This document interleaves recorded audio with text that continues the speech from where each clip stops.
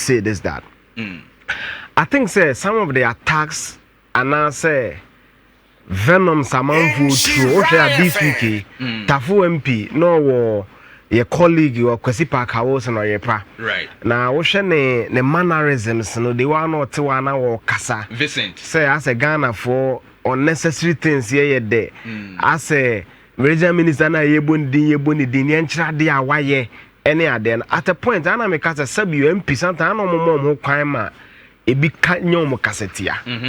You know, let's be fair. This is a young man. Oba power crown. Just about Oba regional minister. Just about 2 to 3 months. Yeah. Only 3 months. Exactly. So what you say? Even the Mahama are buying and Kasano. 7th and a fit, right? Sure. So meaning Monday, Anna Mahama buying and Kasakra Benya was exactly 3 months. 3 months because 7th February, 7th March, 7th April. Papa and Suyaboni din several days after Yeshua in President Mahama. I'm not convert and I never confirm. And the Oba regional minister crown technically no 3 months. Sure.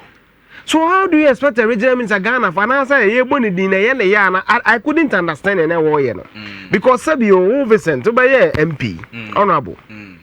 I don't think say among for expectations for you no. Watch even in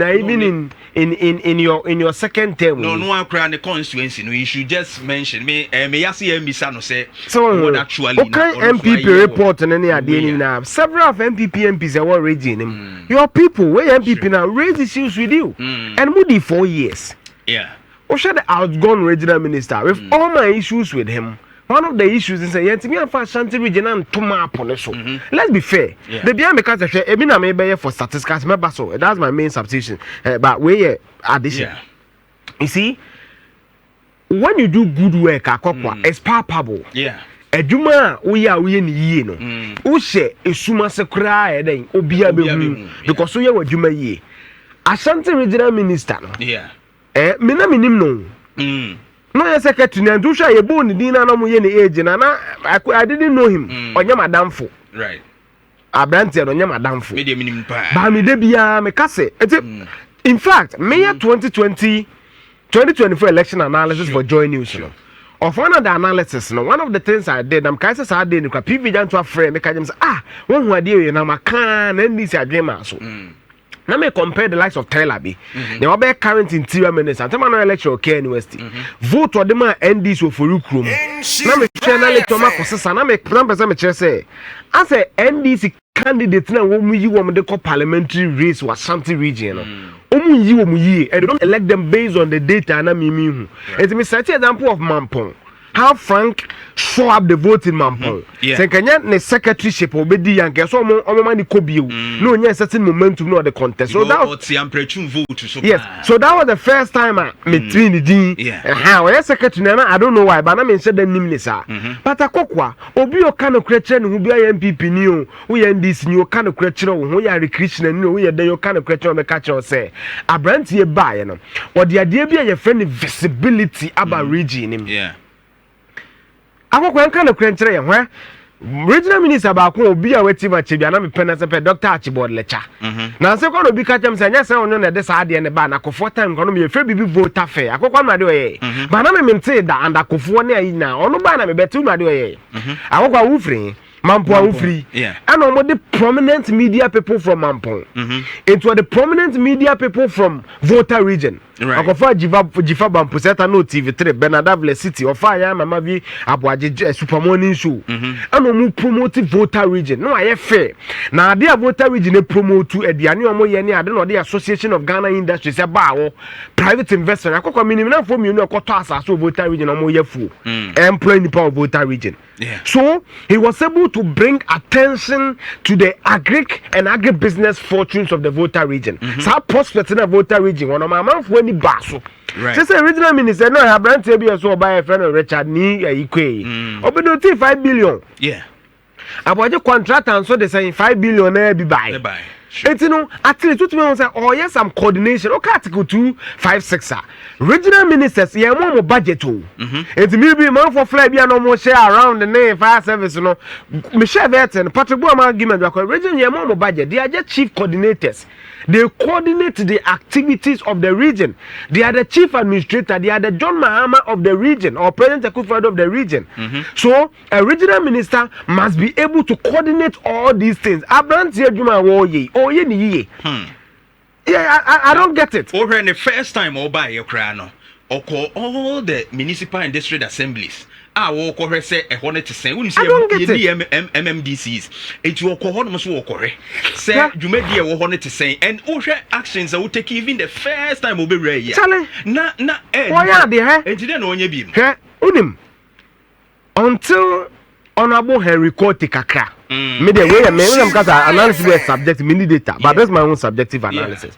Also, Honorable Henry Cote Kakra no akra no be say the regional minister to me say regional minister to me say because you see at a long time yeah regional ministers so that's almost work eke almost yeah work eke but when Cote me who say operation clean your frontage power was to anim sane mano Yebenya Adobe man. What I say? And this is what Frank is doing. Oh, yeah, Branty, oh, yeah, young man. Me, I think the pressure no you're necessary.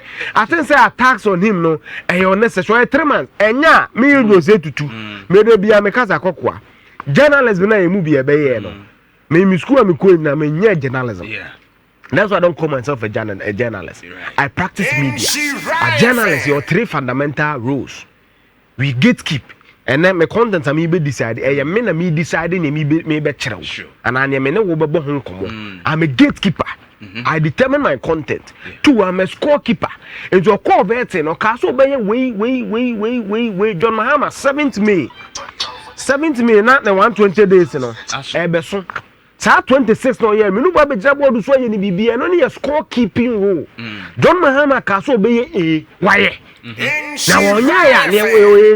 be na kodu saying that is scorekeeping. We are watchdogs. Science say and namna ya dia mo so mo fa nyan kwan no. Omo be ne basa. So these are our jobs. So we will scrutinize the man. But so far dear, I think say yen support because ni makokwa me first submission me yem about anytime you passionate about this. Ashanti region is 5.4 million. Akokwa ye many prospects me too kwan pa. And also the prospect of the Ashanti region. I think say in the last 8 years, Honorable Simon Time, senior sa vitality, a branch or what form, a home keka or co form or visibility in this idea. In Quebec, now I want politics at it. And I can social media minister. Since I don't say Akufo-Addo nko be announcement we on your flyer on John Mahama we tra Peace FM and Adjo FM and Adom FM no announcement. The brand ye fellow Ghanaians. Communicate. And let people know. And I always say that I won't see BBS before you criticize, read. That is what I always employ young people to do. The politics of the 21st century, social media is even more important than traditional media. The reason why I jab for money power really more. Ye video ni we omu twa say and I may life in the person you know 236 ba kokwa say Jeff post video ni akose social media thousands of people radio we sika nim digital media na wona sika na wo na mabu ni di agro mabu na NBC anya omomo ho ayakono na Frank mo na di omo ba party nim TikTok no oteso na no na NBC na yakono and na Ashanti region obeka no kra ba bia be fa bi obi hye NBC material bi shirt bi or body to be party number yakono because that is where the youth are sa ko to some ne krache sam no etwam omo pemili da bi a social media no omo be di sa nkomo no omo sa affinity no omo sa connection na wana be mu ni di agro and na ko TikTok na go mabu eguso ko X ko Facebook ko Instagram all no mu di agro and what now traditional radio stations say oh media social media minister you cannot drive visibility to your region your friend be knock down the house just go to Google Abraham Obaba Arabi Okasio or you see social media a defeat a very huge MP to say chairman Sabunsu Oba or ye bartender akokwa oton apiteshi ba em say Ghana mu de sa na be ka no otimi di resist iska ekutu no Why? The power of social media. NDC, on analysis of this election, they won the social media. And to trust social media, say social media and trouble, I want to politics success. Social media is where the youth is. That is where we it's original minister Kukumo Kumu, and I saw a bit of the bridge. You Kukum bridge. And when we say, regional minister Kuku, I call me brain, I must be Chabetono or Beba. And Akrabia no mu school na bread the bunsu no enye social media ka jona na be hu catch military call. So social media has even added on to politics and political organization. Enti wo a won tia se no be social media to ayampia ba brantie no o prum even ne what conversations eba oh vice president obetimi eno na musa no dey building the political career. What you must learn as a young person is that social media is a leveler. Me Eugene say to man for Eugene say to dey bia making social media can enemy I come as you be saying obi animo but social media, so social media is a leveler. Take advantage na branch no yard enya me amegyina aka go dey bia makaza kokwa journalism no ya no ene ye gatekeepers no say ya na madam funi oman no ebebo. So that's our job. So this will be my first presentation. My second presentation,